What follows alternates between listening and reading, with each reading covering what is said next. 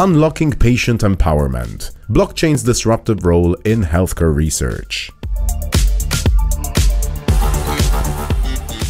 It's great to be back at MedTech. I was here last year and I see such a wonderful crowd here. I'm going to be talking about how we can use blockchain to empower patients, to engage patients, and to improve the healthcare sector. My name is Georgina Kyriakoudes. My background originally was in financial audit of healthcare organizations, and then I did my master's in blockchain in 2017. I went on to found Aria Health. We are a health data blockchain which has 28 hospitals on board with access to more than 4 million patients. So I was pulled into the journey of blockchain because I was really fascinated by the ability that it has to change decision-making from centralized entities to an individual level, where we can actually use the power of the group to create more robust systems. What we've seen with this technology is that it's able to bring higher levels of transparency because we've removed those walls of the centralized entities, while also increasing privacy because patients are now the ones in control of their data, or be it other data as well. The other thing which blockchain does is it introduces new financial mechanisms that can encourage people to do the behaviors which are positive for the community.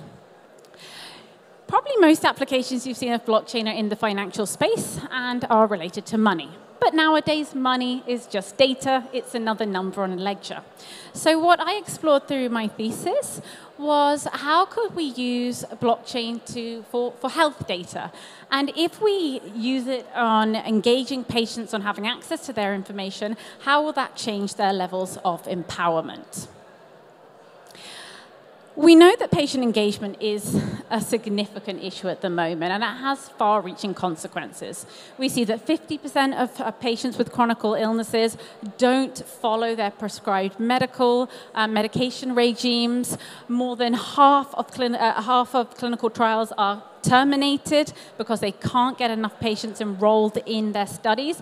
And every day that a clinical trial is delayed costs an average of $600,000. And then even after we manage to get patients into those clinical trials, 40% of them drop out.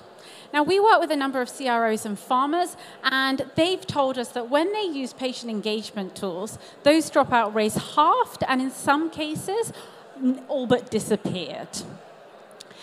But I think most of us know about the patient engagement problem. So let's talk about why is that a problem? Why have the current solutions to patient engagement not worked? We have cases like Microsoft Health Vault, Google's Health Solutions, which was shut down because there wasn't enough engagement. First and foremost, we have an issue of trust. 9 out of 10 patients said, I will not share my private health data to a technology company like Google or Apple or Facebook, for fear that it's going to be misused.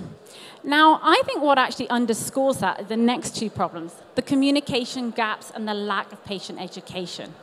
Patients don't understand why their data matters, what it's being used for, and so they feel safer just to sort of come out of this. We saw in the NHS UK, they opened up access to 55 million patient records for private businesses. When this was announced, 3 million patients immediately opted out, and in fact, the whole scheme was put on hold because of privacy concerns.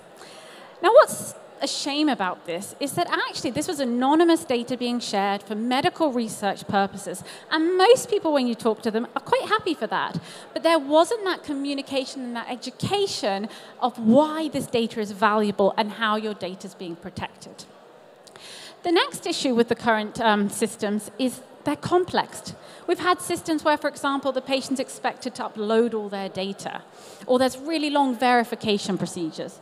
And people just nowadays don't have the patience to go through that, but also there's not a tangible enough benefit to go through that. The benefit is this indirect, intangible, future promise of better health.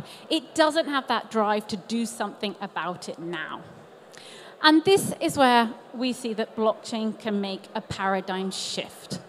Blockchain gives people the transparency to know how their data is being used and why it's being used.